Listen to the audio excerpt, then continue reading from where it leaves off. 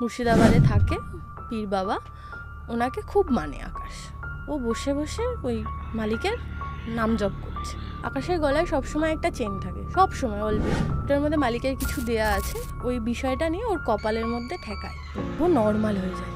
বিভৎস পরিমাণে কাঁদছে, কাঁদতে কাঁদতে বলছে আমাকে আকাশদা ওরা সবাই মেরে ফেলবে। আকাশ জিজ্ঞেস করছে কে?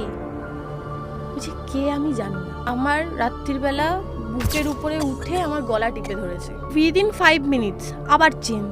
উঠে গিয়ে রাহুলকে বিভৎস মারান মারছে, দরজায় বিভৎস পরিমাণে বাড়ি মারছে লোকজন। মনে হচ্ছে প্রায় 5-6 জন মিলে দরজায় বাড়ি দিলে যেরকম হয়, মানে খুলে দিতে হবে, ওরা দেখবে কি হচ্ছে এরকম একটা বিষয়। ছিটকিনিটা দেখলাম অটোমেটিক খুলে এরকম নেমে গিয়ে দরজাটা এরকম খুলে গেল।